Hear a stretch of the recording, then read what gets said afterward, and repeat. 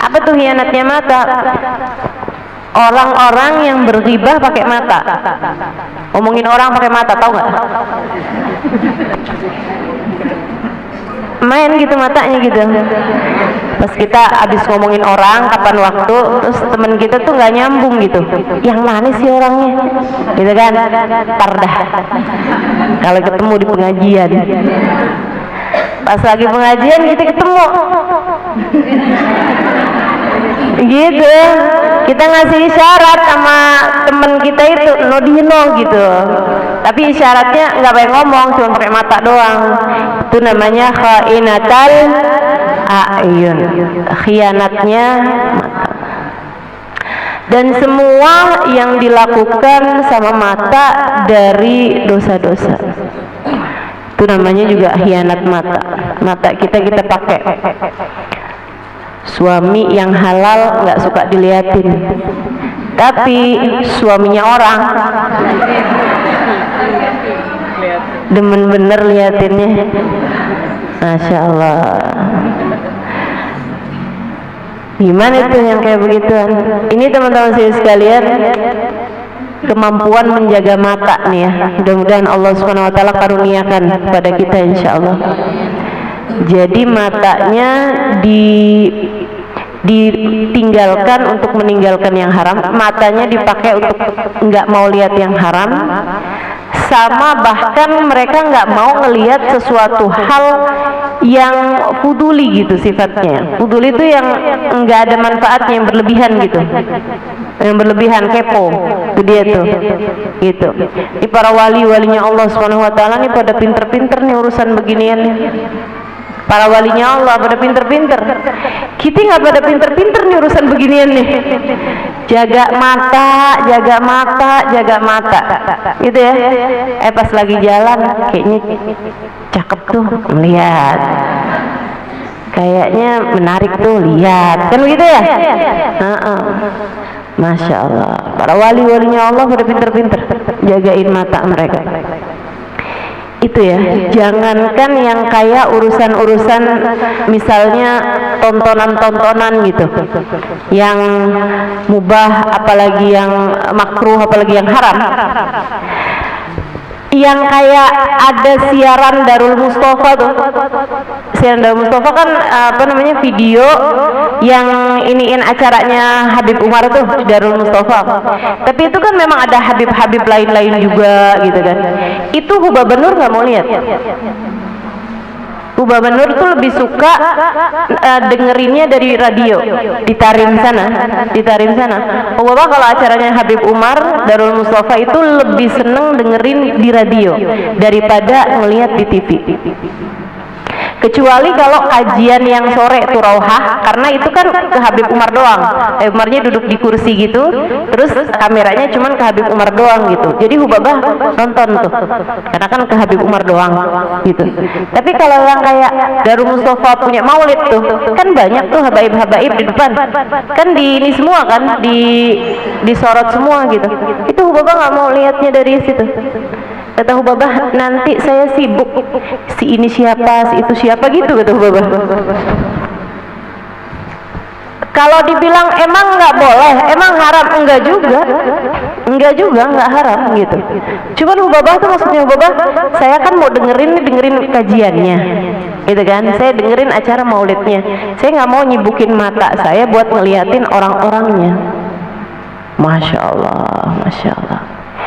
Segitunya tuh orang-orangnya tuh orang-orang beriman semua. Yang hadir maulid kan orang beriman semua, orang-orang baik semua, orang punya cinta sama Allah dan Rasulnya. Segitunya hebat banget jagain mata. Kita sih segala-gala kita tonton. Betul ya Bu ya? Aduh, segala-gala nih, mata apa aja nih yang udah dilihat. Astagfirullah, astagfirullah, astagfirullah. Mudah-mudahan Allah Subhanahu Wa Taala selamatkan mata-mata kita insya Allah, dijaga mata-mata kita insya Allah. Mudah-mudahan Allah Subhanahu Wa Taala nggak biarin mata kita memandang kepada yang dimurka sama Allah Subhanahu Wa Taala. Saya ingat dulu ulama-ulama tuh, para kiai-kiai itu nggak bolehin kita, orang-orang tua, habaib-habaib dulu tuh nggak bolehin kita ngelihat gereja. Saya nggak tahu kalau yang di sini digituin nggak sama orang-orang tuanya. Saya tuh dulu enggak ya. Oh, oke lah, nggak apa-apa. Nggak apa. Jadi zaman saya kecil dulu tuh kayak orang-orang tua tuh suka bilang, kok kalau lihat gereja nunduk gitu, jangan lihat gitu kan, jangan lihat gitu. Dulu-dulunya sih saya ya maksudnya kayak kenapa juga gitu kan, kenapa juga gitu. Lama-lama belakangan saya juga ngerti gitu, kenapa nggak boleh lihat, karena jangan sampai nih di mata kita ada pengagungan terhadap tempat-tempat yang di sana Allah Subhanahu wa taala dikhianati. Allah dikata punya anak, Allah dikata punya istri, kan Allah dikhianati. Betul apa enggak? Kita aja kalau misalnya ada orang tua kita benci sama orang gitu ya, oh jangan lewat loh depan rumahnya. Iya apa enggak? Suami kita lagi sebel sama orang kan gitu, pokoknya kamu jangan ketemu deh sama dia misalnya gitu kan. Itu suka kayak gitu. Nah itu teman-teman saya sekalian, kayak bahkan kayak gereja gitu loh, itu tuh bener-bener sama para ulama-ulama gitu jagain gitu, sebisa mungkin jangan lihat.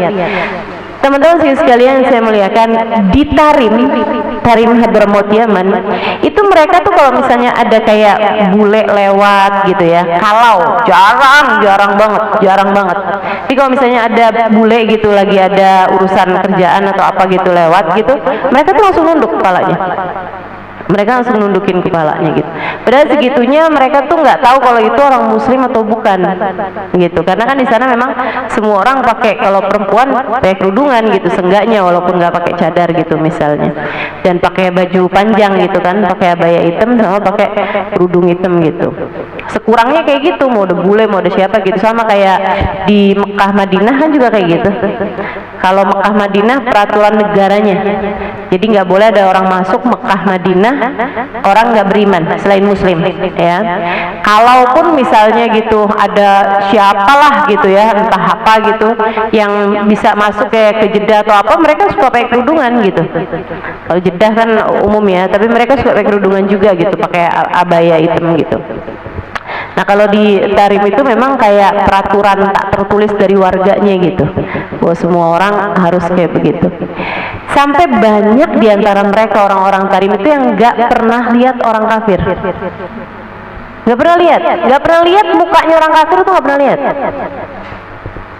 nggak pernah lihat mereka gitu. Sampai-sampai ada di antara mereka tuh yang kayak di daerah yang agak dalam gitu ya, misalnya kalau di kita mungkin kayak Depok, Bojonggede, Citayam. Tapi sekarang mah udah kedalaman ya. Oh, udah jadi viral kayaknya ya. Itu teman-teman saya sekalian, sampai mereka tuh ada yang pernah nih, teman saya ditanya kayak begini, orang kafir tuh kayak apa sih gitu, orang gitu bentuknya, sampai gitu, dari nggak taunya orang kafir tuh kayak gimana gitu, apa punya buntut gitu ya, maksudnya mereka tuh nggak tahu gitu bentuknya tuh kayak apaan, kata dari nggak pernah lihatnya. Jadi seumur hidup tuh yang mereka lihat adalah orang-orang yang beriman kepada Allah, orang-orang yang punya takwa kepada Allah. Masya Allah, terjaga teman-teman kehidupannya. Nah itu kalau yang kayak Hubabah Nur gitu ya, itu bukannya memang kondisinya yang terjaga, tapi beliaunya yang ingin menjaga diri gitu. Beliaunya yang ingin menjaga diri. Jadi kalau misalnya kayak di jalan atau segala macam, nunduk aja beliau, nggak mau ngelihat. Misalnya kalau kayak ke bandara kemana gitu kan, banyak ketemu orang-orang yang kayak gitu. Sampai pernah saya suatu waktu jalan sama Hubabah, terus ada perempuan nyapu gitu di bandara, kayak petugas cleaning service-nya gitu kan. Terus kata Hubabah gini, Halimah, kesian banget ya, nggak pakai kerudung. Saya bilang, belum tentu muslim juga Hubabah. Ini kan belum tentu muslim ya, masa saya mau bilangin gitu, Mbak pakai kerudungan Mbak, gitu kan, bingung juga gitu loh. Terus kata Hubabah gini, kamu bilang-bilangin kali Mas, siapa tahu gitu. Aduh, ini repot bener dah. Masya Allah. Tapi sih karena disuruh sama guru, pokoknya saya tuh urusannya kalau disuruh sama guru tuh nggak ada pikiran dalam pikiran saya untuk yang ada pilihan saya kerjain apa nggak kerjain gitu. Nggak ada, kerjain nggak ya, cari alasan nggak ya, enggak. Udah disuruh ya udah disuruh gitu. Jadi saya samperin, saya ajakin ngobrol. Kerja di sini udah lama mbak ini mbak gitu kan. Terus akhirnya saya bilang itu, mbak muslim mbak? Iya muslim. Mbak itu tuh yang duduk di sana tuh mbak guru saya mbak, saya bilang itu orangnya mustajab doanya, baik hatinya gitu. Dia pesan sama mbak untuk pakai jilbab gitu kan, untuk pakai penutup aurat biar kita hidupnya di akhirat bisa lebih bahagia gitu. Kamu kalau kepengen apa-apa doa atau apa boleh tuh mbak minta sama beliau gitu. Saya nggak tahu akhirnya kayak gimana juga teman-teman, dan nggak inget juga muka dia kayak gimana. Cuman saya ngelihatnya orang-orang yang seperti Hubabah Nur gitu ya, para ulama-ulama itu pandangannya selalu memandang dengan pandangan rahmat terhadap siapapun. Jadi ngelihat perempuan nyapu di bandara dan beliau kira itu adalah muslimah gitu kan, beliau ngerasa kayak yang orang ini juga harus selamat nih di akhiratnya, orang ini harus bahagia nih di akhiratnya gitu. Itu yang selalu jadi bahan pikiran beliau gitu hari-hari. Jadi kalau misalnya lewat di Indonesia gitu kan, melihat ada orang-orang banyak yang nggak pakai jilbab, yang beliau pikirin ya itu, ya Allah selamatin mereka semua, ya Allah selamatin mereka semua. Dan saya nggak bisa ngomongin apa-apa sama mereka, maafin saya ya Allah gitu. Jadi setiap kali ada kesempatan untuk bisa nasehatin mereka gitu, ya dinasehatin sama beliau gitu. Dan itu juga Habib Umar seperti itu. Sampai pernah ada satu pramugari itu yang taubat gitu di ininya Habib Umar. Bisa Habib Umar bilangin suruh pakai kerudung begini begitu segala macam. Dia kemudian jadi masya Allah gitu, jadi perempuan yang masya Allah gitu kan, sesudah dinasihati sama beliau gitu. Nah itu para ulama-ulama kita tuh seperti itu teman-teman saya sekalian. Orang-orang soleh-solehah tuh kayak begitu gitu ya. Kalau kita kan enggak. Kita ngeliat orang gitu ya, pakai baju terbuka-terbuka gitu. Pikiran kamu kayak gimana coba? Hah? Pikiran kamu kayak gimana? Atau nggak mikir? Atau bodo amat? Bodo amat kali ya, gitu ya. Bodo amat gitu. Atau bahkan ada yang kayak begini nih. Udahin laki orang tuh. Nyinyir, ya Allah, ya Allah. Iya betul. Sekurangnya didoain kan begitu ya. Nah ini kemampuan menjaga mata. Mudah-mudahan Allah karuniakan pada kita insya Allah. Mudah-mudahan Allah karuniakan pada mata kita insya Allah. Amin ya rabbal alamin. Melihat siapapun, bahkan kepada pelaku dosa sekalipun, hati kita dipenuhi dengan rahmat. Bilangnya gini, ya Allah berikanlah hidayah kepadaku dan kepadanya. Berikanlah hidayah ya Allah kepadaku dan kepadanya. Gitu. Berikanlah hidayah ya Allah kepadaku dan kepadanya. Kita juga masih perlu banyak hidayah kok. Gitu. Iya betul, dalam masalah kita menutup aurat kita lebih baik daripada dia. Betul. Bagaimanapun memang harus diakui seperti itu kan begitu ya. Kamu ngelihat cewek gitu terbuka pakaiannya, pahanya kemana-mana, dadanya kemana-mana gitu. Masa kamu merasa bahwa pakaian dia lebih bagus daripada pakaian kita?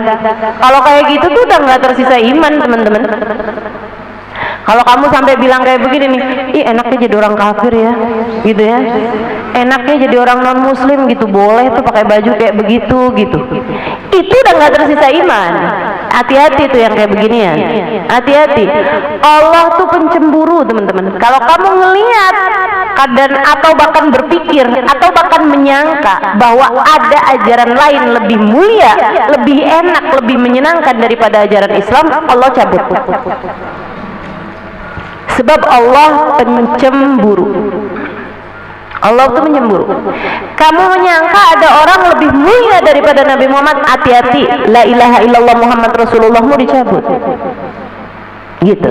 Ada ajaran lebih indah daripada Islam, hati-hati. Takutnya dicabut gitu.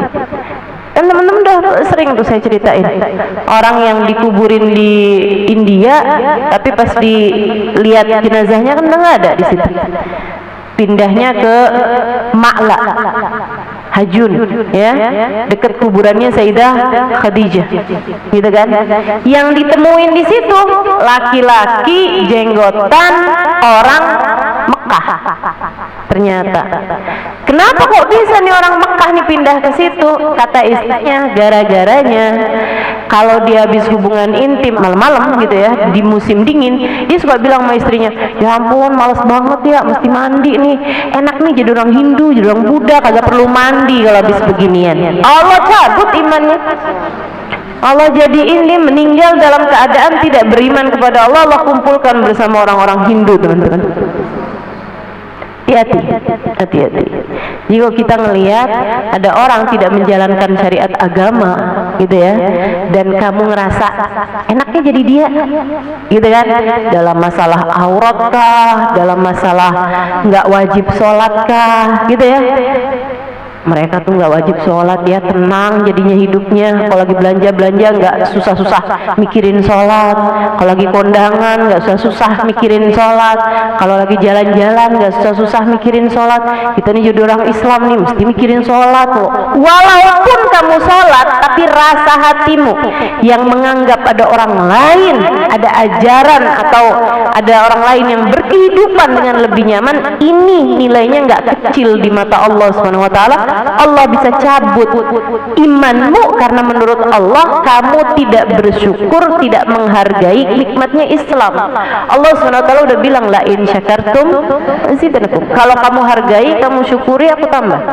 Wala in kafartum, kalau kamu ingkar terhadap kenikmatan ini, gitu ya, ingkar itu kan namanya ingkar nikmat tuh, menganggap ada yang lebih bagus kan, gitu ya. Inna adzabi lasyadid, adabku sangat pedih, dan adabnya Allah sering kali diambil tuh kenikmatan tersebut. Naudzubillah min dzalik. Teman-teman saudara sekalian yang saya muliakan, terus mestinya kayak gimana Ustazah mikirnya? Kasihan. Ini kayak wabah, kayak Habib ngajarin kita cara berpikir terhadap orang-orang yang tidak beriman pada Allah atau bahkan pelaku-pelaku maksiat. Kita lihatnya kesian. Teman-teman saya sekalian, nih ya, kamu lagi susah-susah, kamu lagi sumpek-sumpek. Apa yang paling bisa bikin, istilah anak zaman sekarang, healing buat kamu? Apa yang paling bisa nenangin hati buat kamu selama ini? Bukankah sholat? Bukankah sujud? Bukankah baca Quran? Bukankah salawatan? Bukankah hadir majelis? Bukankah baca maulid? Bukankah saat qiyam kamu membayangkan Nabi Muhammad kemudian berurayan air matamu? Bukankah saat kamu bangun di waktu malam tahajud dan kamu menangis jadi-jadinya kepada Allah Subhanahu wa taala? Bukankah itu yang selama ini bikin kamu terangkat kesusahan dalam hati, rasanya hati lebih adem, rasanya hati lebih lega? Bukan begitu? Teman-teman saya sekalian, ada jutaan orang di atas muka bumi ini nggak dikasih apa yang Allah kasih kepadamu. Maka ngelihat mereka, saya sih kesian. Ya ampun, tuh kalau lagi sumpah ngapain ya? Lagi jenuh, lagi stres gitu, ngapain ya? Kalau saya enak, lagi stres, lagi susah, saya ziarah makam wali. Betul apa enggak? Kita lagi susah, lagi sedih, gampang banget. Kita wudhu, kita sholat, saat sujud kita panjangin sujudnya, kita bilang, ya Allah, sianin saya apa ya Allah. Kita saat bahkan ditinggalin rasa hatinya oleh suami kita sekalipun, kita masih bisa sholawatan, kita qiyam, kita baca ya Nabi salam alaika, terus kita bilang ya Rasulullah, suami saya bisa ninggalin saya, tapi kabarnya engkau adalah Nabi yang penuh cinta, engkau gak pernah ninggalin kami umatmu ya Rasulullah. Jangan pernah tinggalin saya wahai Rasul. Healing, jadi penawar, jadi obat. Teman-teman saudara sekalian, betapa kesiannya orang-orang yang mereka kalau sumpah gak bisa nyari Nabi Muhammad. Mereka kalau sumpah nggak bisa nyari para wali buat dimintain berkah. Mereka kalau sumpah nggak bisa nyari majlis buat dengerin biar telinganya ngerti segala sesuatu sesuai dengan hakikatnya. Mereka kalau sumpah nggak bisa nyari Allah, nggak bisa nyari sujud. Teman-teman saudara sekalian, asli di atas muka bumi ini ribuan jutaan orang-orang yang nggak tahu caranya ngobatin diri mereka sendiri. Mereka nggak tahu caranya ngobatin hati mereka sendiri. Semakin sumpek, semakin sumpek, semakin sumpek. Na'udzubillah min dzalik. Mereka kirain kalau saya kaya, saya nggak sumpek. Mereka kaya, tambah sumpek. Enggak kok Ustazah, orang kaya-kaya tuh nggak sumpek. Siapa bilang? Itu omongannya orang yang nggak pernah kaya.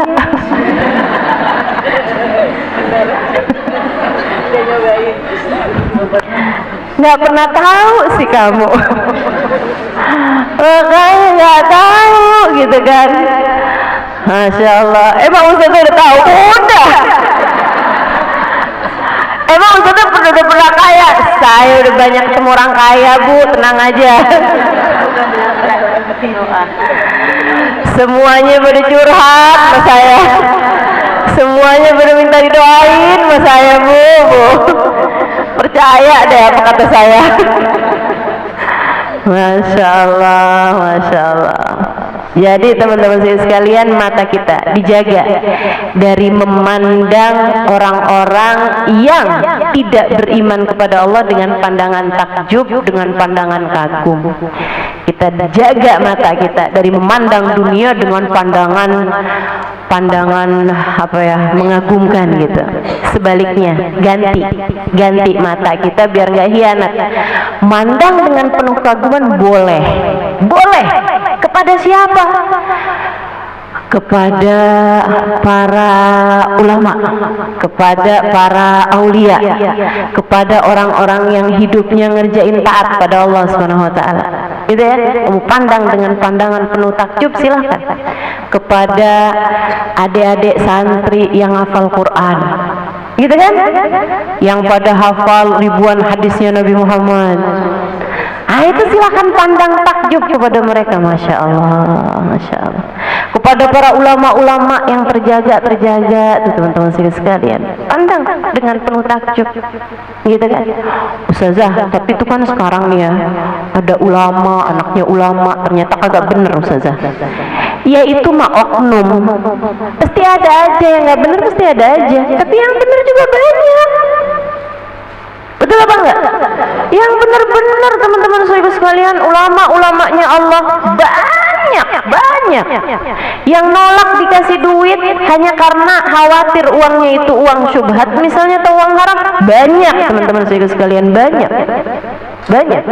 Jangan kamu kira karena kamu demen menduit semua orang demen menduit. Enggak gitu. Banyak orang yang enggak seberapa sama dunia. Kenapa? Karena mereka kekagumannya, merasa hebatnya kepada Allah Subhanahu wa taala, kepada Nabi besar Muhammad sallallahu alaihi wasallam. Jangan kamu kira karena semua orang kayaknya ngelihat dunia tuh pandangan ngerasa kagum gitu kan.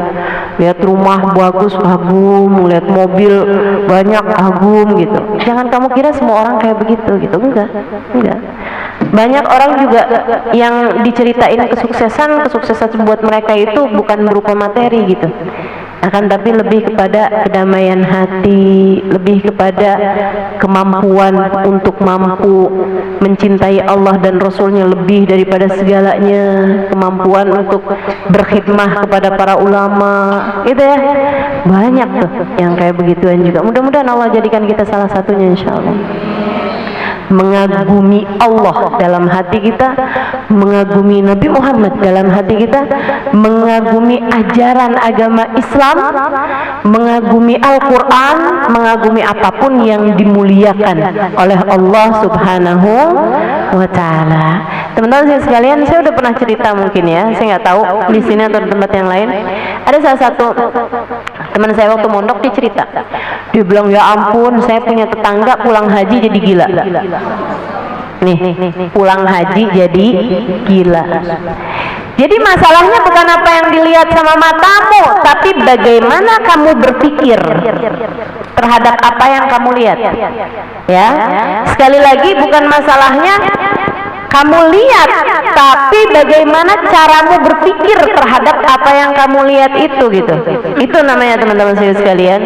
Makanya bukan ainnya yang penting itu, tapi basar. Basar itu cara pandang, gitu ya. Yang penting tuh bukan telinganya, tapi bukan uzun, dalam bahasa Arab tuh telinga, gitu ya. Tapi sama pendengaranmu tuh. Yang penting itu caramu mendengar itu yang kayak gimana, gitu. Makanya kata Allah dalam Al-Quran, inna sam'a wal basara wal fuad kullu ulaika kana anhu mas'ula. Kata Allah Subhanahu wa taala dalam Al-Quran, inna sam'a, Allah nggak bilang innal aina wal uduna wal qalba, gitu. Allah nggak bilang kayak begitu. Inna sam'a wal basara wal fuad kullu ulaika kana anhu mas'ula. Yang dihisab sama Allah tuh bukan mata, tapi cara melihat, caramu memandang. Bisa jadi nih semuanya sama-sama lagi ngelihat Halimah Idrus, akan tetapi caramu melihat ini yang kemudian akan dihisab sama Allah Subhanahu wa taala. Kamu melihat saya dengan pandangan apa? Tentu berbeda antara orang yang melihat dengan pandangan mengagumi dan dengan pandangan menghina, kan begitu? Beda, gitu. Teman-teman sekalian yang saya muliakan, kepada siapa pandangan kekagumanmu tertuju dan kepada siapa pandangan menghinamu tertuju? Nih teman-teman, ini yang akan dihisab sama Allah, bukan ain, bukan udur. Inna sam'a, sesungguhnya pendengaran, wal basar, dan penglihatan, cara dengar sama cara lihat, itu yang penting. Teman saya tuh cerita, pulang haji tetangga saya gila. Kenapa bisa gitu? Dari sejak awal nih, dia dikasih tahu bahwa dia mau berangkat haji, gitu ya, kuotanya keluar lah gitu. Itu dia tuh bilang bolak-balik, saya mau haji nih, mau lihat Ka'bah tuh kayak apaan sih. Jadi cara pandangnya terhadap sesuatu ini udah salah, gitu. Orang semuanya pada pengen lihat apa namanya Ka'bah, pengen pergi haji, pengen tahu sih kayak apaan sih yang namanya Ka'bah tuh, gitu. Teman-teman sekalian, lihat nih Ka'bah ceritanya. Lihat Ka'bah. Waktu lihat Ka'bah, orang tuh kan semuanya tuh kalau lihat Ka'bah tuh subhanallah, rasanya ya emang luar biasa. Air mata nggak bisa dibendung, gitu kan. Kecil aja, tapi mengingat bahwa yang kecil itu Allah nisbatkan kepada dirinya. Jadi pusat kiblat sholat kita, gitu. Kita menghadap Allah, badan kita nih mesti dihadapin ke arahnya Ka'bah, gitu kan. Itu kan luar biasa sekali nih tempat satu ini nih. Caramu memandang, caramu berpikir tentang Ka'bah, itu yang akan dihisab sama Allah. Dan itu yang kenapa kata Nabi Muhammad, memandang kepada Ka'bah sekali seperti ibadah setahun. Bukan asal mandang, teman-teman. Jangan kamu kira asal mandang, sama kayak memandang ulama, gitu ya, seperti ibadah sekian tahun. Bukan asal mandang, teman-teman. Kalau mandangin sambil mikir, gitu, jenggotnya tebel juga ya, tuh hidungnya mancung ya Habib nih ya, gitu. Istrinya kayak apaan ya mukanya ya? Masih punya anak belum kawin ya? Itu teman-teman sekalian, masalahnya bukan pada kamu lihat apa atau kamu lihat siapa, tapi caramu berpikir terhadap apa yang kamu lihat, terhadap apa yang kamu dengar gitu. Sehingga sekalian saya muliakan, habis itu dia beneran lihat Ka'bah nih, orang semuanya langsung ada yang sujud syukur, nangis, langsung doa gitu kan di depan Ka'bah gitu, semuanya kayak gitu. Dia ngeliatnya kayak gini, oh gini doang yang namanya Ka'bah. Gini doang yang namanya Ka'bah. Sampai dengan pulang ke rumahnya nggak ada yang dia omongin selain gitu doang yang namanya Ka'bah. Ka'bah loh ngonotok gitu katanya. Bahasa Jawa gitu. Ka'bah tuh ternyata begitu doang katanya gitu. Sampai jadi gila, nggak ada yang bisa diomongin selain kata-kata itu. Allah benar-benar merendahkannya teman-teman. Allah benar-benar menghinakannya. Naudzubillah min dzalik. Makanya kita mesti mengagungkan, ngelihatnya aja tuh mesti dengan pengagungan terhadap hal-hal yang berkaitan dengan Allah, berkaitan dengan Nabi Muhammad sallallahu alaihi wasallam. Kayak saat kamu ngelihat misalnya rambutnya Nabi Muhammad, ini cara pandangmu tuh gimana gitu. Teman-teman sekalian, saya pernah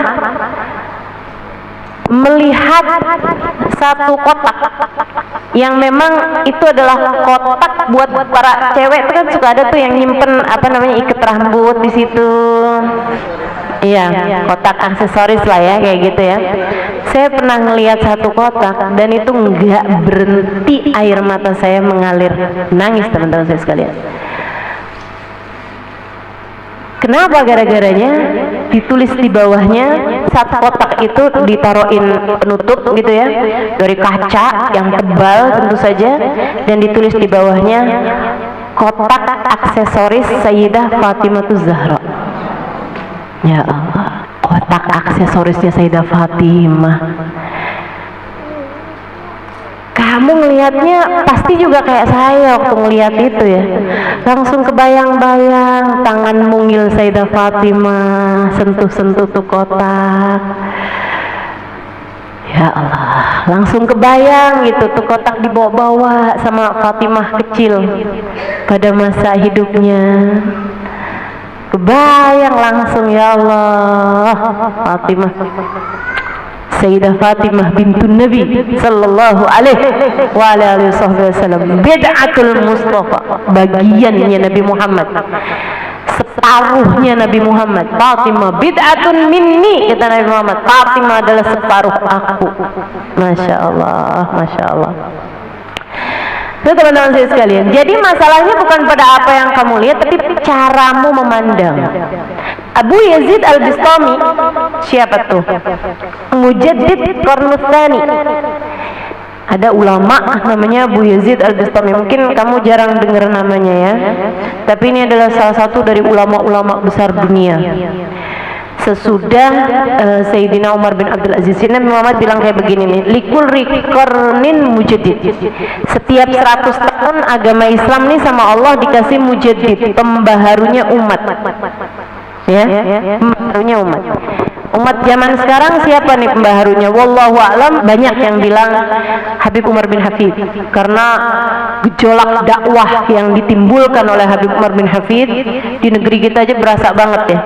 Kalau ibu-ibu 20-30 tahun yang lalu mau pergi ngaji palingan cuman ke Kuitang, ibu ya? Ya kan gitu ya?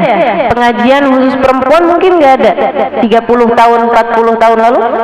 Teman-teman sekalian saya muliakan, tapi kan majelis-majelis yang sampai dihadiri anak-anak muda ketemu nggak lagi zaman dulu? Nggak ada. Nih ibu-ibu mulai ngaji-ngaji nih pas udah, ya maksudnya berapa tahun terakhir ini palingan? Sejak ada Ustaz ya?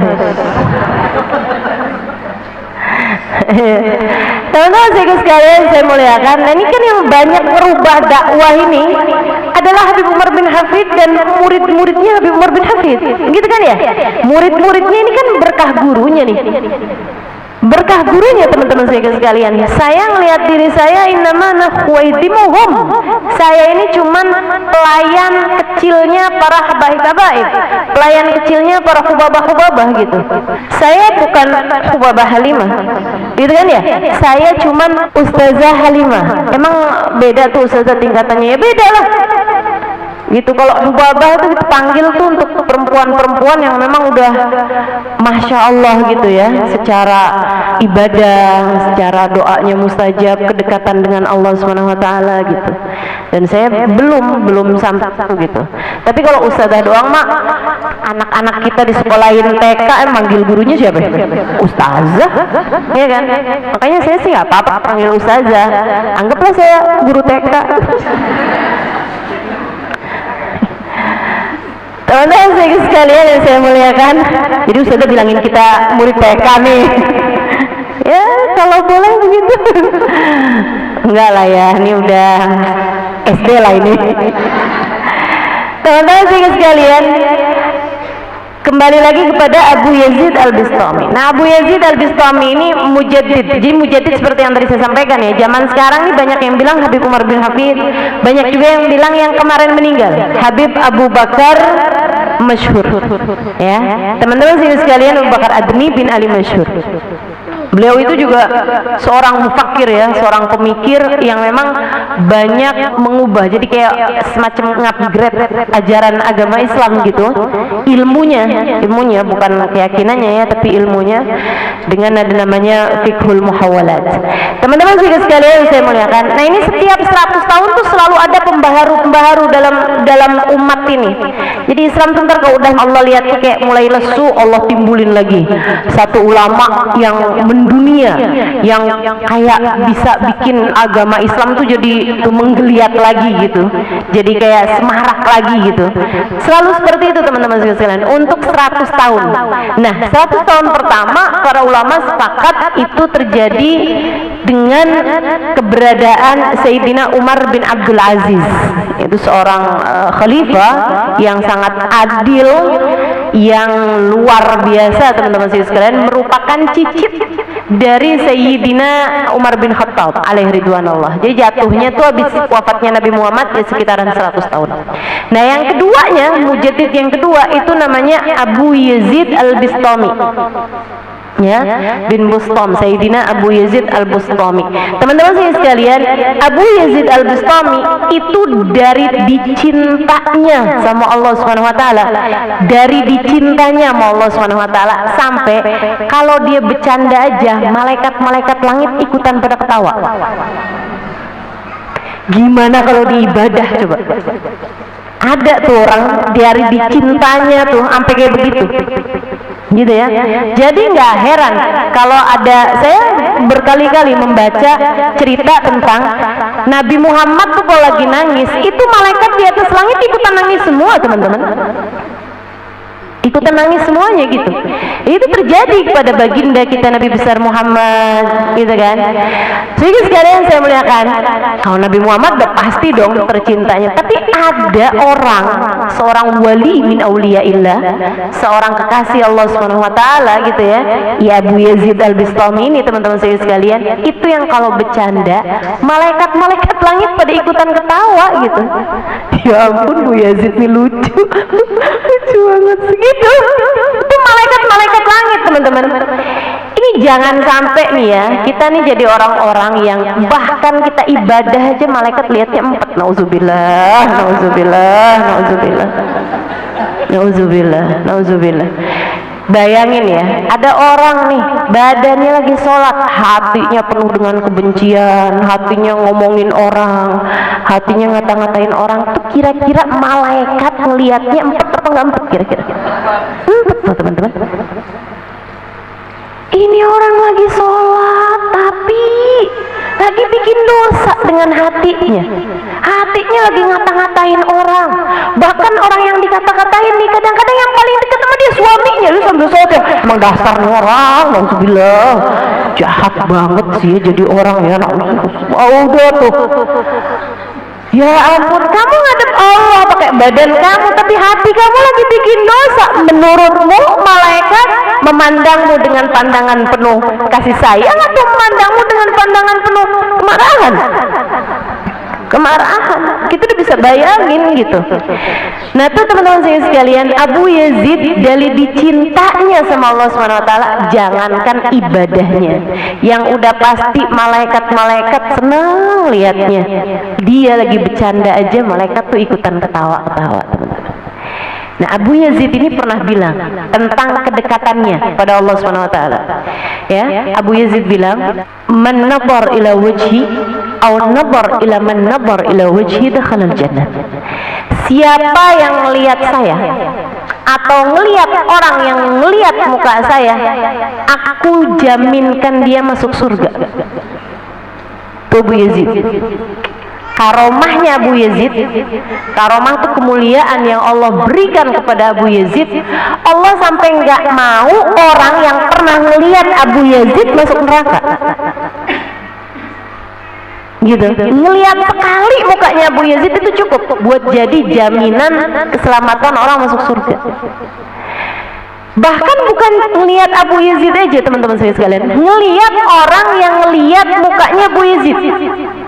Gitu ya, kita nggak ketemu nih sama dia nih, gitu misalnya, tapi kita ketemu orang yang ketemu sama dia gitu, itu aja udah bisa masuk surga teman-teman. Dan itu Abu Yazid yang ngomong, Abu Yazid yang ngomong, man ra'a wajhi aw ra'a man ra'a ila wajhi dakhala jannah. Siapa yang pernah melihat wajahku atau melihat orang yang pernah melihat wajahku bakalan masuk surga. Ucapannya Abu Yazid nih, ya selalu kan ada kontroversi kan, nggak mungkin jadi orang yang selalu disepakati sama semua orang dong. Iya kan ya, jangankan kayak Abu Yazid, sama Nabi Muhammad aja orang nggak sepakat. Yang sama-sama Muslim aja ada yang bilang Nabi Muhammad manusia biasa, udah nggak usah terlalu berlebih-lebihan, nggak usah hadirin maulid, nggak usah baca sholawat, kalian berlebih-lebihan sama Nabi Muhammad. Muslim, la ilaha illallah Muhammad Rasulullah. Ada kok yang nggak sepakat tuh sama Nabi Muhammad, apalagi sama Abu Yazid. Nah yang nggak demen sama Abu Yazid nggak selalu orang kafir, ya sama kayak yang nggak demen sama Nabi Muhammad nggak selalu orang kafir, ya kan? Ngakunya bahkan paling muslim, jenggotnya paling panjang, kerudungannya paling lebar, betul, sarungnya paling cingkrang, kurang jelas lagi apalagi nih ya. Oh, dahinya paling hitam, ngerasanya paling Islam, tapi nggak demen sama Nabi Muhammad. Nih aneh. Teman-teman sekalian yang saya muliakan, Abu Yazid, ada orang-orang yang nggak senang sama Abu Yazid. Wali min auliyaillah. Teman-teman, Abu Yazid ya maksud saya, wali min auliyaillah. Ada yang nggak demen dia. Yang nggak demen nih ngomong kayak begini nih, Abu Yazid parah banget dah. Masa dia ngomong yang lihat wajah saya bakalan masuk surga? Nabi Muhammad nggak kayak gitu.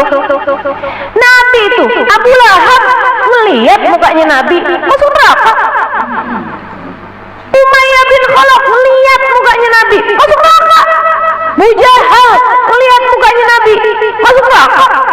Abu Yazid bilang, siapa yang lihat muka saya, melihat mukanya orang yang melihat muka saya pasti masuk surga. Abu Yazid parah nih. Gak bener nih Bu Yazid nih, sesatnya Bu Yazid. Teman-teman saya sekalian, tapi orang-orang yang ngerti Abu Yazid siapa dan ngerti juga Nabi Muhammad siapa, mereka jawabin. Katanya mereka yang paham urusan nih, paham, ngerti siapa Allah, ngerti siapa Rasulullah, ngerti siapa Abu Yazid pada zaman itu, pada jawabin, Abu Yazid bener kok, omongan Abu Yazid bener. Siapa yang lihat Abu Yazid atau ngelihat orang yang lihat Abu Yazid bakalan masuk surga. Tapi masalahnya bukan pada apa yang dilihat, cara lihatnya. Dia bilang Nabi Muhammad juga. Siapa yang melihat Nabi Muhammad atau melihat orang yang melihat Nabi Muhammad atau bahkan melihat orang yang melihat kepada Nabi Muhammad pasti bakalan masuk surga. Lah, Abu Jahal nggak masuk surga, Umayyah nggak masuk surga, Abu Lahab nggak masuk surga. Yang mereka lihat bukan Nabi Muhammad. Innama ra'au yatima Abi Talib. innama ra'au yatim Abi Thalib. Yang mereka lihat cuman anak yatim yang diasuh sama Abu Thalib. Jadi kalau melihat Nabi Muhammad sebagai anak yatimnya Abu Thalib, ya nggak bakalan bawa kamu kemana-mana. Ya kan gitu ya? Sama kayak kalau teman-teman ngelihat Habib Umar sebagai suaminya Hubabah Nur, dia nggak akan bawa kamu kemana-mana. Betul apa enggak? Oh ini nih lakinya Hubabah Nur. Dia nggak akan kemana-mana teman-teman, nggak akan bawa kamu kemana-mana. Makanya saya kalau ada orang-orang soleh-solehah datang kemari, para wali-wali datang kemari, saya ajarin cara lihatnya. Kemarin saya sampaikan tuh kalau teman-teman dengerin saya. Itu kalau dengerin ya. Saya nggak nyalain kalau ada yang nggak dengerin, mungkin ngantuk. Teman-teman saya sekalian, kalau kita ngelihat orang-orang soleh, ya apalagi Abu Yazid, apalagi Nabi Muhammad tentu saja gitu ya. Kita lihat nih kayak yang sekarang hadir, Hubabah Syarifah bintil Habib Muhammad bin Abdullah Al-Haddad. Teman-teman sekalian, hafizah Al-Quran 30 juz dari sejak muda. Ini zaman muda beliau sudah hafal Al-Quran 30 juz, dan beliau memahami sama tafsir-tafsirnya. Kayak apa coba? Itu aja udah bisa bikin kamu ngelihat Hubabah Syarifah kan bukan sebagai adiknya Hubabah Nur aja. Ini deh. Kalau kamu ngelihat Hubabah Syarifah, oh ini dia, ini adiknya Hubabah Nur. Kan lain dengan kamu lihatnya sebagai hafizah, ngerti sama tafsirnya Al-Quran 30 juz. Kamu ngapalin juz 30 aja kagak hafal-hafal? Jangan so-soan deh. Ya, kadang-kadang kalau lagi ngantuk baca kuliah aja nggak kelar-kelar. Lakum dinukum waliyadin nggak ketemu-ketemu tuh. Ada yang pernah begitu? Saya pernah kayak gitu. Pernah bisa kayak gitu, ya ampun, nggak tahu lagi ngantuk, nggak tahu lagi capek, nggak tahu lagi dua-duanya. Ya Allah, ini baca kuliah kok kayak nggak kelar-kelar ya. Qul ya ayyuhal kafirun la a'budu ma ta'budun wa la antum a'buduna ma a'bud wa la ana a'budu ma abadtum wa la antum a'buduna ma a'bud wa la ana a'budu ma abadtum wa la antum a'buduna ma. Kelar ya. Ini mah di sini lakum dinukum waliyadin ya. Astagfirullah, astagfirullah. Bener-bener dah. Terkadang-kadang baca itu tuh. Tini wa zaitun turisini nuhadal baladil amin. خلقنا الإنسان في أحسن تقويم ثم رددناه أسفل سافلين إلى الذين آمنوا وعملوا الصالحات وتواصوا بالحق وتواصوا. Astagfirullah, astagfirullah. Iya sih, kebolak-balik ya, ya ampun, Masya Allah. Makanya memang luar biasa, orang hafal 30 juz, dan beliau bukan hanya hafal dan juga memahami tafsirnya, buka madrasah khusus buat anak-anak perempuan yang pada mau ngafalin Quran, dan sudah lulus dari madrasah tersebut ratusan perempuan di Seoul. Kebayang gak surganya tuh tingkatnya yang mana? Terus kamu bayangin surga kamu tuh yang mana? Masya Allah, Masya Allah. Tuh orang manfaatnya luar biasa teman-teman dalam mengagungkan Al-Quran. Orang dengan hubungan yang sangat intim dengan Al-Quran, kan begitu? Maka kamu sambil mandang, ya Allah, jadikan kami ahli Quran sepertinya. Ya Allah, deketin hubungan kami sama Al-Quran seperti Engkau telah mendekatkan dirinya dengan Al-Quran. Ya Allah, kalau nggak saya sekurangnya anak saya. Ini doa orang putus asa. Gitu ya. Doanya ibu-ibu yang tiap hari ngerutin harganya bawang berapa, cabai rawit berapa sekarang gitu. Itu banyak tuh yang kalau saya ajarin, ya Allah jadikan saya seorang ahli tafsir. Aminnya tuh gini ya, amin. Mudah-mudahan anak kita amin gitu.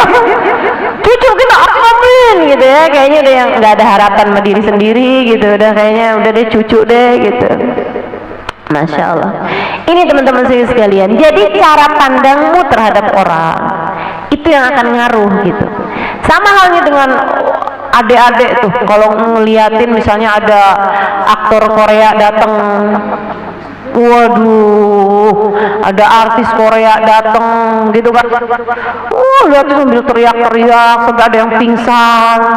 Justin Bieber datang, waduh, ya Allah, sampai anak-anak gadis pada nangis-nangis, semua orang tuanya minta dibeliin tiket. Harganya tiketnya 1 juta. Harga tiket itu yang 1 juta yang paling murah. Iya katanya gitu ya. Masya Allah, Masya Allah. 5 juta, 10 juta pada minta ke orang tuanya minta dibeliin tiket. Ngelihat teriak-teriak, sambil nangis. Sudah tahu ini ya gitu kan tingkahnya anak-anak. Astagfirullah, astagfirullah. Kalau pandangan yang seperti itu kamu miliki terhadap para wali-walinya Allah, terhadap para ulama-ulama, selamat kamu bakalannya, selamat. Anak-anakmu punya pandangan kayak begitu terhadap para ulama, terhadap para habaib, terhadap para hubabah, selamat, selamat, selamat bakalannya teman-teman. Dakhalal jannah pasti. Anakmu umur 9 tahun bisa ngelihat hubabah yang Masya Allah banget ya, mau nangis-nangis gitu, dia pengen minta salaman gitu sama mereka, pengen bisa lihat gitu. Mama saya nggak mau sekolah hari ini, mama saya pengen lihat hubabah misalnya. Saya bisa jaminkan anak yang seperti ini dakhalal jannah. Nggak usah Abu Yazid teman-teman saudara sekalian, nggak usah Nabi Muhammad, ketinggian. Anakmu punya cara pandang seperti itu, melihat dengan pandangan kekaguman seperti itu kepada Habib Umar bin Habib, selamat pasti, selamat pasti. Karena itu sama basar itu yang ngaruh lebih daripada ain, sama lebih ngaruh daripada telinganya itu sendiri gitu. Cara pandangmu terhadap seseorang itu yang akan sangat berpengaruh, gitu kan, akan sangat berpengaruh gitu. Ngelihat orang, ngeliatin ini jilbabnya beli di mana ya, bajunya jahit di mana ya, tasnya harganya berapa ya, ya turun bener sih itu ya pandangan matanya. Mudah-mudahan Allah SWT kasih kepada kita nilai tinggi untuk mata-mata kita, insya Allah. Tahu mana yang harus dikagumi, tahu mana yang harus dihinakan. Amin ya rabbal alamin. Wa ma tukhfi sudur, Allah tahu semua nilai mata-mata kita. Allah tahu semua nilai hianatnya mata, nilai dosa-dosa mata kita. Allah tahu, Allah nilai. Wa ma tukhfi sudur, Allah tahu apa yang ada di dalam hati. Hati kita ini apa yang bicara di sana, dia lagi ngobrolin apa, dia lagi mikirin apa, Allah tahu semuanya. Dan teman-teman sekalian, yang ngebedain antara kita sama para wali, iya ini dia nih, apa yang ada dalam hati mereka dan apa yang ada dalam hati kita. Kalau teman-teman tanya, Ustazah, kalau para wali-wali itu ya, kalau sholat itu yang dibaca apaan sih? Kalau sholat itu yang dibaca apaan sih? Iya sama. Doa iftitah mereka sama Ustazah sama kita? Sama. Fatihah mereka sama kita? Sama. Rukunya baca subhanallahil azim? Sama. Sama. Yang dibaca sama persis sama kamu. Teman-teman saya sekalian, mungkin bahkan ada di antara kita ini yang bacanya lebih fasih daripada hubabah siapa, daripada Habib siapa gitu. Teman-teman saya sekalian, yang ngebedain apa? Apa yang ada di sini? Apa yang ada dalam hati? Apa yang ada dalam hati? Nabi Muhammad bilang, at-taqwa hahuna, at-taqwa hahuna. Sesudah Allah SWT bilang, inna akramakum indallahi atqakum. Sesungguhnya yang paling mulia di sisi Allah di antara kalian yang paling bertakwa. Nabi kasih tahu, takwa itu bukan urusan seberapa banyak kamu sholat duha. Takwa itu bukan seberapa banyak kamu sholat tahajud, seberapa banyak ayat Al-Quran yang kamu baca. Takwa itu bukan hanya seberapa banyak kamu berpuasa, bukan seberapa banyak kamu baca zikir, enggak gitu Nabi Muhammad ngasih tahu, atau seberapa banyak kamu bersedekah, enggak gitu. At-taqwa hahuna, at-taqwa hahuna. Takwa tuh di sini, kata Nabi. Takwa tuh di sini. Makanya pernah Sayyidina Umar ini orangnya seru nih.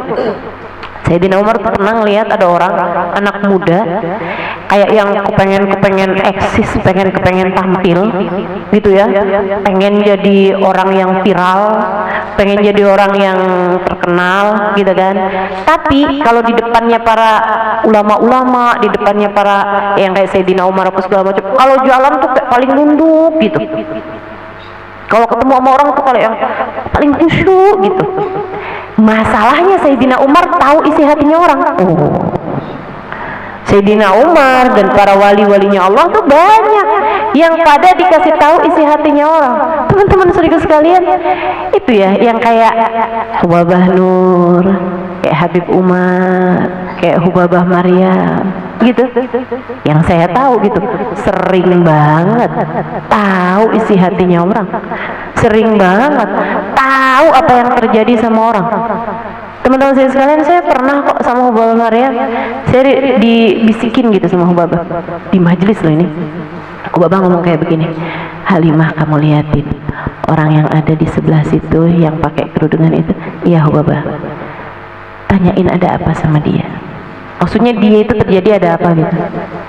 Saya tanya, habis selesai majelis gitu ya, saya tanya sama Hubabah. Pokoknya Hubabah tuh mau saya nandain dulu orangnya gitu. Saya takut habis selesai majelis orangnya kan bubar gitu kan, nggak kelihatan lagi.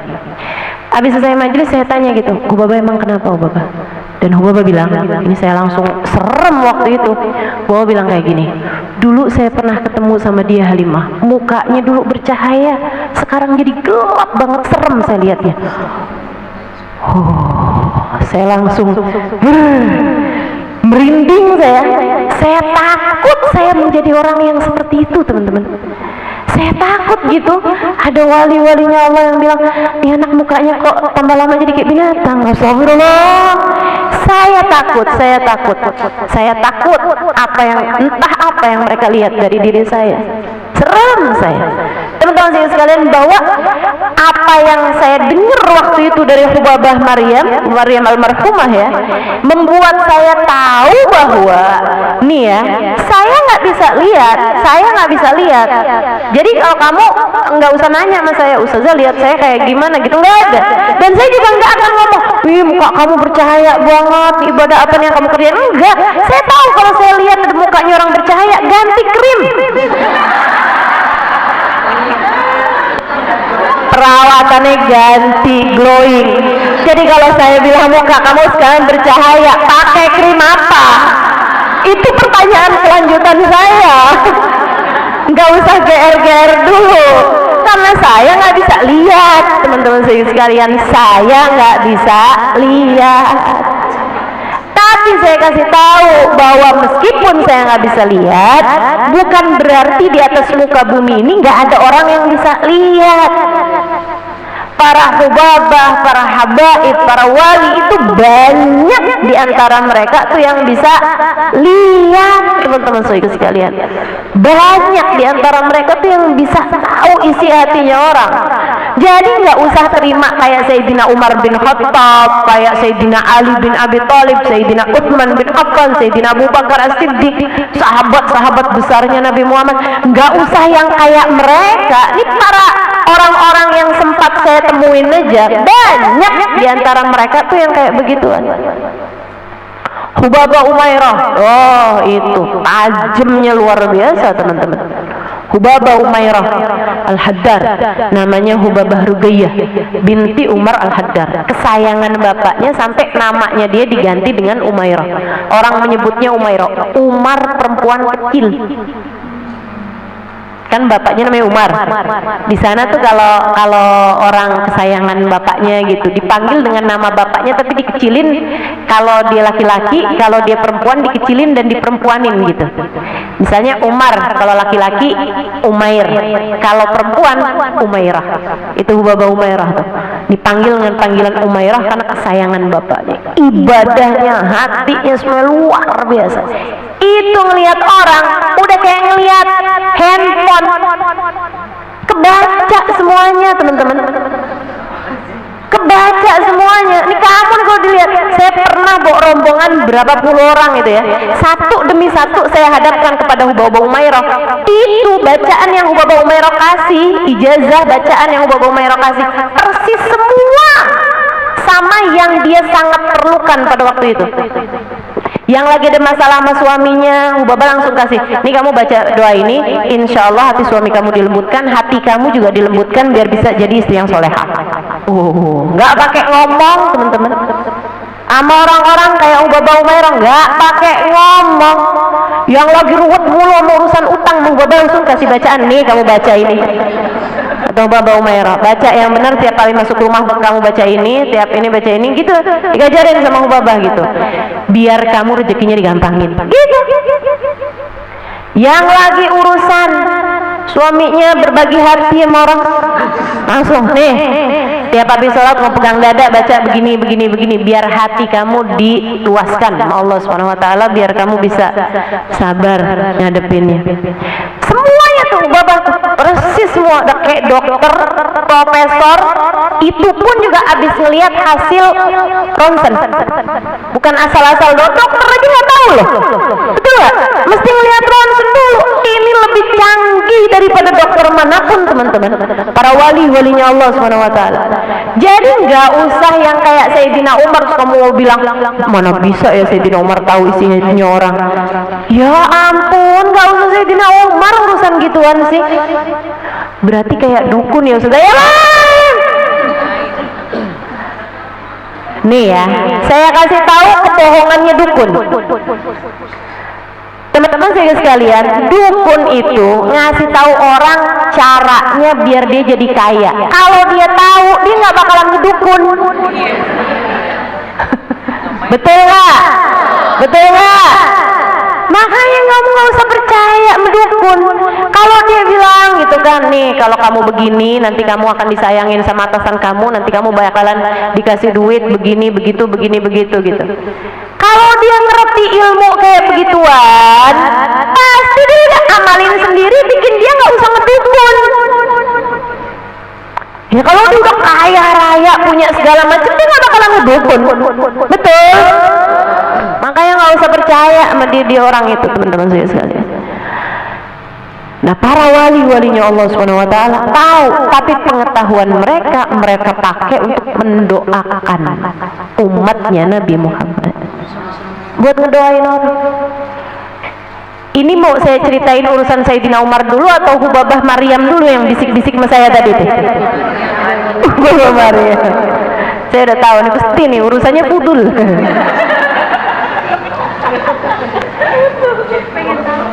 Itu teman-teman. Jadi saya takut banget tuh. Ya Allah, Hubabah nih apa nih yang dilihat? Hubabah Maryam udah meninggal. Hubabah Maryam bintul Habib Muhammad bin Abdullah Al-Haddar, istrinya Habib Zain bin Smith, sudah meninggal dunia ya. Teman-teman baca Bidadari Bumi 2, saya ceritakan bagaimana saya bisa hadir di waktu Hubabah Maryam meninggal dunia, karena waktu itu saya memang sedang ada di Mekah. Jadi saya bisa datang ke rumahnya. Beliau meninggal di Madinah. Saya waktu itu ada di Mekah, udah ketemu sama beliau di Madinah, terus saya datang ke Mekah. Pas lagi saya di Mekah, hari terakhir saya, itu Hubabah Maryam meninggal dunia. Jadi saya berangkat dari Mekah ke Madinah untuk bertakziah dan ikut mensolati beliau. Teman-teman sekalian saya muliakan.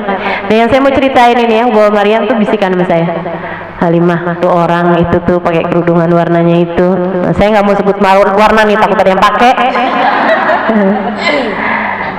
Coba kamu cari tahu tuh orang kenapa, kata Hubabah. Saya tanya emang kenapa Hubabah? Dulu ini saya pernah ketemu sama dia, mukanya bercahaya. Sekarang gelap banget Halimah dan mengerikan, gelap dan ngeri gitu ubah mukanya, seremin gitu, nyeremin. Dan itu nggak sering-sering sih Hubabah ngomong kayak gitu, biasanya sih mungkin kayak didoain aja, cuman ini kayak kebangetan kali ya. Jadi Hubabahnya pengen tahu sebabnya apa gitu.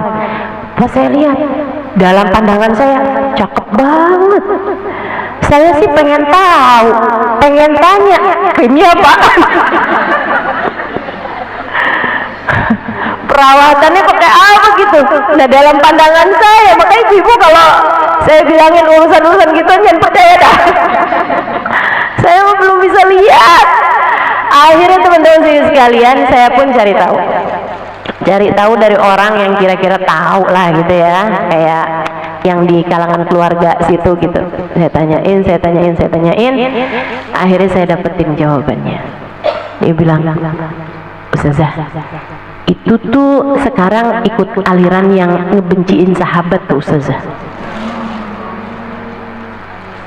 Masuk aliran yang membenci sahabat dan mengatasnamakan cinta kepada ahlul bait gitu. Itu mereka tuh kalau tanggal 10 nanti nih pada suka bikin acara pukul-pukul dada untuk kayak memperingati hari kematiannya Sayyidina Husain bin Ali bin Abi Thalib. Kita cinta sama Sayyidina Husain, tapi cara kita memperingati nggak kayak gitu modelnya, pukul-pukul dada, teriak-teriak, wah gitu cara kita. Kita bacain sejarahnya, kita bacain tahlil, kita baca yasin, gitu ya. Kita hal-hal yang seperti itu tuh sangat dianjurkan tentu saja buat kita mengenang perjuangan seorang cucu Nabi Muhammad Sallallahu Alaihi Wasallam. Tapi dengan pukul-pukul dada, apalagi di tempat asalnya ajaran itu ya, di sono di Iran, itu sampai setiap tahun tuh pasti ada korban nyawa teman-teman, sampai mati karena mereka tuh pada pakai ini ya, pakai cambuk, pakai pecut gitu, sampai pada meninggal dunia, darah-darah. Ya Allah. Itu tuh Bu Maryam, begitu saya kasih tahu akhirnya, tahu Bapak pantesan hilang semua cahayanya, mukanya sekarang jadi hitam, jadi ngeri begitu. Saya nggak bisa lihat hitamnya, yang saya lihat sih putih, cantik, glowing gitu kan. Para wali-walinya Allah bisa lihat. Makanya hati-hati tuh kalau ketemu yang begituan. Mesti pinter-pinter nyimpen muka dalam tas. Gimana caranya itu ya? Sayyidina Umar bin Khattab, teman-teman saya sekalian, ngelihat nih orang nih, tahu Sayyidina Umar nih pemuda, takwanya itu bukan urusan hatinya. Jadi kayak sok-sokan takwa gitu, lain nih ya sama orang sok takwa, kan beda nih. Orang baik bagus, sok baik gak bagus, betul gak? Orang kaya ya silakan aja, tapi sok kaya lebih jelek lagi. Orang miskin nggak apa-apa, tapi sok miskin, itu juga jelek. Sok miskin maksudnya kayak gimana Ustazah? Suka minta-minta gitu kan, kelihatan paling menderita, paling miskin gitu kan. Itu namanya sok miskin ya. Sok miskin nggak bagus, sok kaya nggak bagus juga. Gitu. Jadi kayak gimana mendingan? Ya udahlah. Sok cantik nggak bagus, sok jelek juga nggak bagus. Kayak yang paling jelek-jelek sendiri gitu ya. Udah orang jelek kan banyak. Masya Allah. Jadi teman-teman, Sayyidina Umar nih ngelihat orang ini, anak muda ini. Waduh, kalau ini tuh kelihatannya kayak yang paling khusyuk gitu. Kelihatannya kayak paling khusyuk gitu kan, paling nunduk. Wis, kalau depannya Sayyidina Umar tuh jalan tuh sampai paling nunduk gitu. Tapi tuh hatinya pengen pamer, seneng kalau kelihatan ibadahnya, seneng kalau cuman nunduk kayak kok jalan. Ketemunya sama Sayyidina Umar, sama Sayyidina Umar diginiin, apa tuh namanya, dijenggut ya, betul nggak bahasa sini ya, dijenggut. Ditoyor, oke. Boleh. Ditoyor teman-teman Mas Sayyidina Umar. Ya Allah, gini Mas Sayyidina. Jadi dia lagi jalan, bayangin gak sih ini momennya nih lucu bener.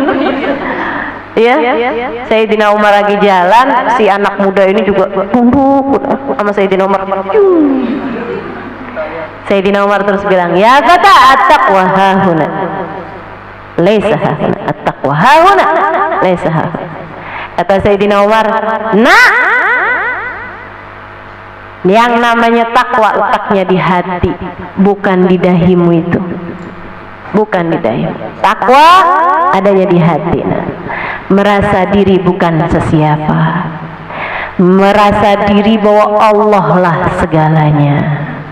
Itu yang namanya takwa. Gitu ya. Orang yang pandangannya tuh selalu ke Allah, bukan ke dirinya sendiri. Gitu. Masya Allah, Masya Allah. Dia ngelihat dirinya nggak ada, yang dilihat Allah SWT. Itu hakikat takwa. Wa ma tukhfi sudur. Itu yang ngebedain hatinya wali sama hatinya kita. Hatinya wali ngelihat Allah aja, hatinya kita ngelihat diri kita aja. Hatinya wali di luar sholat aja kayak lagi ngerasanya di hadapan Allah. Hatinya kita di dalam sholat aja masih kita ngadep kepada diri kita. Saya lagi lapar nih, habis ini mau makan apa ya? Itu kan ngadep sama diri sendiri tuh. Betul apa enggak? Ya Allah, ya Allah, berisik bener sholat kita. Makanya teman-teman sekalian saya muliakan, kita mah sholat aja karena diperintahkan sama Allah. Tapi ngarep masuk surga gara-gara sholat kita, ya ampun jauh banget dah. Jauh banget. Nggak bisa. Jadi kalau ditanya bekal kamu menuju surga apa? Cinta. Bekal saya menuju surga cinta. Teman-teman nanya, Ustazah bekalnya menuju surga apa cinta? Cinta itu kan nggak bisa dibohongin ya. Cinta sama siapa? Cinta sama para wali, cinta sama para ulama, cinta sama para habaib, cinta sama Sayyidah Fatimah, cinta sama Sayyidah Khadijah, cinta sama Sayyidah Aisyah, cinta sama Nabi Muhammad sallallahu alaihi wasallam. Cinta sama guru-guru saya. Masa sih mereka nggak ada yang bisa nyelamatin saya? Pasti dong nyelamatin saya. Cinta sama Nabi Muhammad nggak mungkin dong saya nggak diselamatin sama Nabi Muhammad. Betul apa nggak? Betul apa nggak? Jadi teman-teman jujur-jujuran aja. Banyak kenal sama Nabi Muhammad dari siapa? Dari saya kan. Banyak tahu cerita tentang Nabi Muhammad dari siapa? Dari saya. Segitunya misalnya Nabi Muhammad menyelamatkan teman-teman karena teman-teman sholawatan banyak, cinta juga sama Nabi gitu.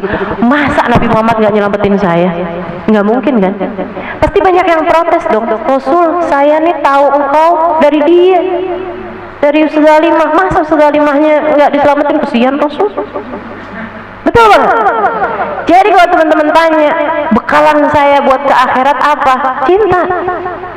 Saya nggak punya bekal sholat karena saya lihat sholat saya masih berisik, masih bising, masih rame bener. Saya baru ngerti sholat badan, teman-teman. Sholatnya hati saya belum kenal, belum tahu saya.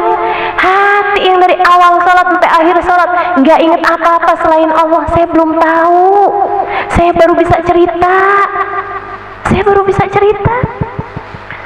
Teman-teman saudaraku sekalian yang saya muliakan, tapi mereka ini yang sholatnya khusyuk sampai ke dalam hati, saya udah kenal sama mereka. Makanya itu yang saya jadikan bekal buat ngadep Allah SWT. Cinta. Tapi jangan meremehkan cinta. Dan hati-hatilah mencinta. Ini hati kamu nih, cintanya sama siapa? Periksa teman-teman saya sekalian. Karena itu bekal besar. Hati-hati sama cinta kamu sama siapa dalam hati kamu. Karena itu bekal besar, bekal yang bahkan Sayyidina Imam Asy-Syafi'i yang punya 10 juz tiap malamnya dalam sholatnya punya 10 juz, hataman Quran sehari sekali. Imam Syafi'i mengatakan, uhibbus salihina walastu minhum la'alli an anala minhum syafa'ah. wa abghadu man kanat bida'atuhul ma'asi wa in kuntu sawa'an fil bida'ah. Kata Imam Syafi'i, uhibbu sholihin, saya cinta orang soleh, saya cinta sama orang soleh, walastu minhum, meskipun saya bukan termasuk di antara mereka. Satu hataman Quran tiap hari, ngajarin orang-orang, ulama paling terkemuka pada zamannya, Imam Syafi'i. Dia bilang saya cinta orang soleh meskipun saya belum termasuk di antara mereka. La'alli an anal minhum syafa'ah. Kenapa engkau cinta? Karena aku berharap saya bisa dapetin syafaat mereka. Imam Syafi'i aja ngerasa berbekalnya pakai cinta, karena beliau merasa saya belum termasuk di antara orang-orang soleh. Nah ini kalau Imam Syafi'i ngomong mah tawadhu. Kalau saya yang ngomong emang beneran, teman-teman saya sekalian. Makanya nih, kalau Imam Syafi'i aja berbekal pakai cinta, gimana dengan kita? Abghad man kanat bida'atuhul ma'asi. Kata Imam Syafi'i, saya benci sama orang yang barang dagangannya adalah dosa. Wa in kuntu sawa'an fil bida'ah, meskipun bekelan mereka, modal mereka sama saya. Sama-sama saya tukang maksiat juga, tapi saya nggak demen sama orang yang tukang maksiat. Walaupun sama saya sama dia gitu. Kata Imam Syafi'i kayak begitu. Teman-teman saya sekalian, Imam Syafi'i jauh dari kemaksiatan. Imam Syafi'i hidupnya penuh dengan ketaatan. Akan tetapi ya kayak semacam ngajarin kita juga bahwa bekal cinta dalam hati kita itu adalah merupakan bekal besar kita menuju Allah Subhanahu wa ta'ala.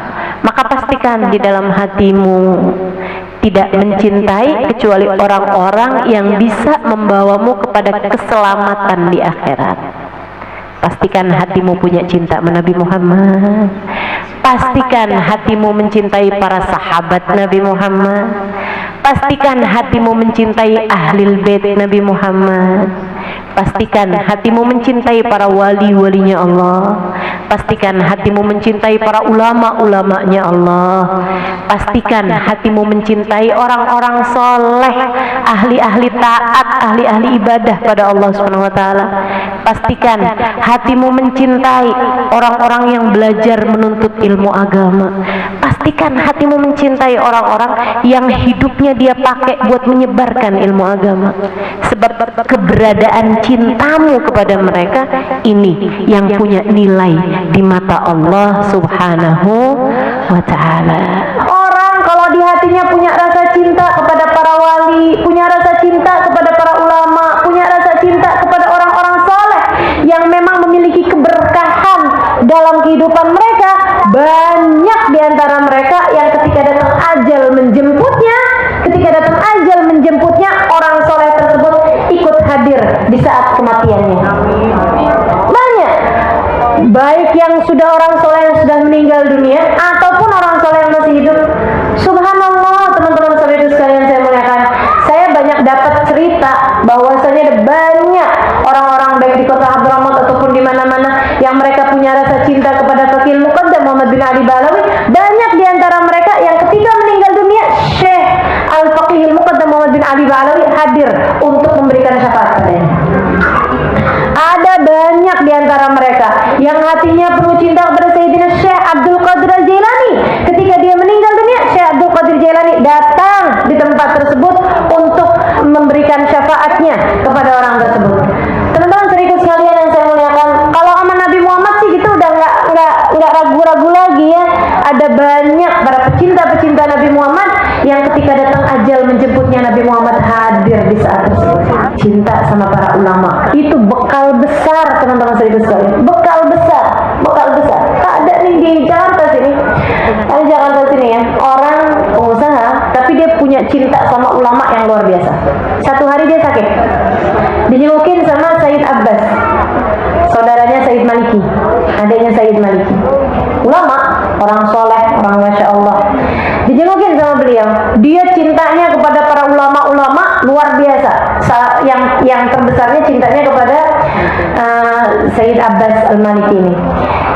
Kemudian dia lagi sakit, dia bilang sama Sayyid Abbas, dia bilang, Sayyid, ini kayaknya saya udah bentaran lagi meninggal. Kata Sayyidnya, enggak, kamu masih akan panjang umur, enggak panjang-panjang amat, tapi kita akan meninggal dunia bareng-barengan. Katanya Sayyid Abbas, kita akan meninggal dunia barengan. Teman-teman Sayyidku sekalian, saya muliakan, dia bilang, gitu ya Sayyid, kalau gitu yuk kita adain maksudnya semacam perjanjian gitu, kita mau meninggal dunia barengan. Ini ulama-ulama tuh kalau yang besar-besar kayak gitu tuh bisa bikin perjanjian kematian. Ya Allah, ya Allah, ya Allah. Saya kenal, makanya saya tahu cerita ini gitu ya. Akhirnya kemudian teman-teman saya sekalian, saya muliakan, satu hari bisa dia sakit, kemudian dia sempat tidur, nggak sembuh gitu, nggak sembuh, dia juga nunggu sampai satu hari beliau dengar Sayyid Abbas meninggal dunia. Itu Sayyid Abbas meninggal dunia nggak pakai sakit, nggak pakai kayak gitu ya, langsung meninggal gitu. Teman-teman saya sekalian, begitu dia dengar Sayyid Abbas meninggal dunia, dia langsung kumpulin anak-anaknya, semua keluarganya dikumpulin, dia kasih wasiat, dia ini dia itu, abah habis ini meninggal dunia nih nak, habis ini ayah meninggal dunia, nggak lama lagi ayah meninggal dunia. Kenapa gitu ya? Kata anak-anaknya, karena ayah udah janjian sama Sayyid Abbas. Teman-teman saya sekalian, nggak 3 hari atau berapa hari gitu, dari nggak sampai seminggu dari Sayyid Abbas meninggal dunia, beliau meninggal dunia. Itu tiap hari kerjaannya kapan ya? Di Sayyid Abbas kenapa nggak datang nih katanya gitu. Nggak nyampe seminggu kemudian meninggal dunia. Masya Allah. Itu orang kalau cinta sama orang-orang soleh, cinta sama para guru-guru yang Masya Allah, bisa kayak begitu teman-teman saya sekalian. Waktu Habib Hasan Asy-Syadzili ini yang kalau yang udah meninggal dunia malah hal yang sangat memungkinkan ya, yang masih hidup nih orangnya nih, maksudnya belakangan ini dan orangnya masih hidup. Dulu Habib Hasan Asy-Syadzili itu punya khadim yang khidmah sama beliau dari zaman muda. Khadimnya Habib Hasan, pokoknya dia ngurusin Habib Hasan, nyuciin baju, nyuciin piring, ini itu segala macem, semua deh urusan Habib Hasan dia yang kerjain. Khadimnya Habib Hasan, nggak pernah mau dibayar sama Habib Hasan, nggak mau. Udah Bib, nggak Bib, aneh nggak mau Bib, mana pahala aneh dari mana Bib, kalau untuk bayaran nggak mau Bib, yang ada aneh mau ngasih Bib sama Bib, nggak mau Bib, pokoknya gitu terus.